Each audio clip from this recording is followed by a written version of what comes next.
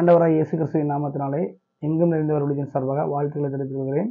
இந்த காலவெளியிலும் கூட கர்த்தருடைய வேதத்திலிருந்து சில வேத வசனங்களை நாம் தியானிக்கலாம். இன்றைக்கு ஆதாரமாக எடுத்துக்கொண்ட வேத வசனம் 1 கொரிந்தியர் எழுதின புத்தகம் 1ஆம் அதிகாரம் 27 வசனத்தை நாம் தியானிக்கலாம்.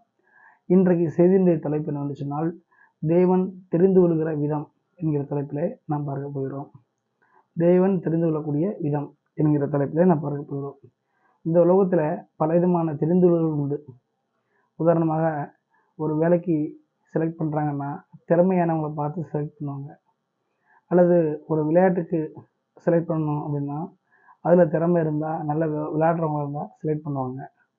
அல்லது பார்த்திங்கன்னா ஒரு ஊழியமாக இருந்தாங்கன்னா கிருபைகள் நிறைய இருந்தால் அல்லது நிறைய ஒரு வரங்கள் வெளிப்பட்டது அப்படின்னா ஊழியத்தின் பாயில நினைச்சவங்க செலக்ட் பண்ணுவாங்க. இன்னும் நிறைய சொல்லிகிட்டே போகலாம். அப்போ தெரிந்து கொள்ளக்கூடிய விதம் சொல்லி பார்க்கும்போது உலகத்தில் பல நிலைகள் இருக்குது, பல விதங்கள் இருக்குது, பல மனுஷர்கள் பல கோணங்களை பண்ணுறாங்க.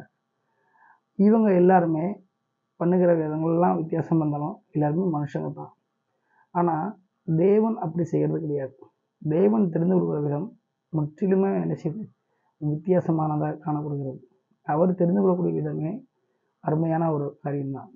இந்த வசனம் என்ன சொல்லுதுன்னா, 1 கொரிந்தியர் 1ஆம் அதிகாரம் 27 வசனம் இருக்குது, ஞானிகளை வெட்கப்படுத்தும்படிக்கு தேவன் உலகத்தில் பைத்தியமானவர்களை தெரிந்து கொண்டார். அப்போ ஆண்டவர் சொல்லுகிற காரியம் தெரிந்து கொள்ளக்கூடிய விஷயம் இதான். அப்படின்னா ஞானிகளா இந்த உலகத்துல திறமையானவங்களா எத்தனை பேர் இருக்காங்க அப்படின்னு பார்த்தா மனுஷங்க செலக்ட் பண்ணுவாங்க. அல்லது அறிவு கூர்மையா எத்தனை இருக்காங்கன்னு பார்த்தா உலகத்தில் உள்ளவங்க செலக்ட் பண்ணுவாங்க. ஆனா ஆண்டவர் அப்படி செய்கிறவர் அல்ல. அவர் தெளிவா என்ன செய்யறது, வேதத்தில் எழுதி வைத்திருக்கிறாரு, ஞானமாய் இருக்கக்கூடியவங்களை வெட்கப்படுத்தும்படிக்கு பைத்தியமாய் இருக்கக்கூடியவங்களை தெரிந்து கொண்டார். அப்போ தேவன் தெரிந்து கொள்கிற விதம் பார்க்கும்போது மனிதர்கள் தெரிந்து கொள்கிற விதங்களுக்கும் தேவன் தெரிந்து கொள்கிற விதத்துக்கும் வித்தியாசம் உண்டு. இதற்கு ஆதாரமாக பைபிளில் ஒரு சம்பவத்தை நினைச்சலாம் பார்க்கலாம்.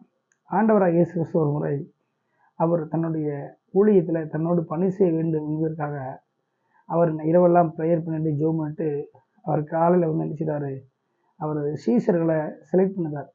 அப்போ செலக்ட் பண்ணும்போது பெரிய ஒரு படித்தவனையோ அல்லது பெரிய ஒரு திறமையானவங்களையோ அவர் நினைச்சல, அவரை தெரிந்து கொள்ளலை. அவர் தெரிந்து கொண்ட விதமே வேற.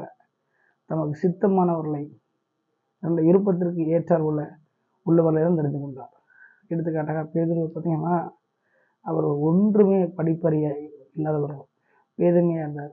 யோவான் அப்படித்தான். சீசர்களை பெரும்பாலான அப்படித்தான். ஒன்றுமே தெரியாத ஒரு பைத்தியத்தை போல இருந்த அந்த நபர்களை அவர் தன்னுடைய பணிக்காக விசேஷமாக தெரிந்து கொண்டார். அப்போ அவர் தெரிந்து கொண்ட விதம் வித்தியாசமானது. அவர் ஒரு அறிவாளியாகவோ அல்லது ஒரு ஞானியை தெரிந்து கொள்ளாமல் தன்னுடைய சித்தத்தின்படியே அவர் எளிமையாய் தெரிந்து கொண்டார். இதை கேட்டுக்கொண்டிருக்கிற தெய்வ பிள்ளைகளும் பொதுவான ஜனங்களும் யாராக இருந்தாலும் சரி, இந்த உலகத்தில் திறமை இல்லவங்க தான் மனுஷங்க தெரிந்து கொள்வாங்க. ஆனால் தேவன் அப்படி இல்லை.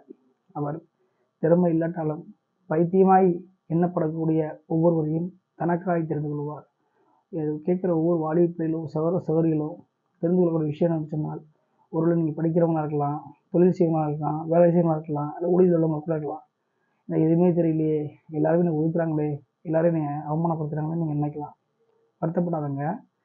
உலகம் உங்களை எப்படி பைத்தியமாக என்னன்னாலும் தேவன் தன்னுடைய பணிக்காக விசேஷமாக எங்களை தெரிந்து கொள்கிறவர்களாக இருக்கிறார்.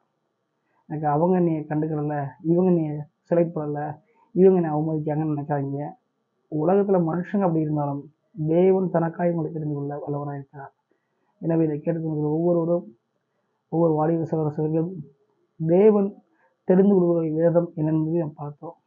அந்த தேவன் தெரிந்து கொள்கிற வேதத்தை புரிந்து கொண்டு கர்த்தர் நம்மை நடத்துவார், பயன்படுத்துவார்ங்கிற விசுவாசத்தோடு அவருடைய சித்தத்துக்காக நாம் காத்திருப்போம். அவர் நிச்சயமாய் இழிவாக எண்ணப்பட்டவர்களை, பைத்தியமானவர்களை, பலவீனமானவங்களை அவர் நிச்சயம் ஞானியை வெட்கப்படுத்த முடிவு தெரிந்து கொள்வார். படிப்பு இல்லையே, பதவி இல்லையே, பேக்ரவுண்ட் இல்லையே நினைக்காங்க. அதெல்லாம் பார்க்கறதில்ல. அவர் தெரிந்து கொள்கிற விதமே தனிச்சிறப்பானது. இப்படி சீசர்களை தெரிந்து கொண்டு தன்னுடைய பணிக்காக வைத்தாரோ அதே போல ஒன்றுமே இல்லை, பைத்தியமாக இருக்கிற ஒன்றுமே இல்லை, ஞானியே இல்லை அப்படின்னு சொல்லிட்டு இருக்கலாம். நீங்கள் இன்றைக்கு தேவன் உங்களுக்கு தெரிந்து கொள்ள வல்லவராக இருக்கிறார். எனவே எதை குறித்து கலங்காமல் தேவன் தெரிந்து கொள்கிற விதம் என்ன என்பதை நாம் பார்த்தோம். அந்த தெரிந்து கொள்ள விதத்தை புரிந்து கொண்டு வாழ்க்கையில் அவருக்கு ஒப்பு கொடுத்து தொடர்ந்து அவருடைய சித்தத்தின்படி நாம் நடக்க முன் வருவோம்.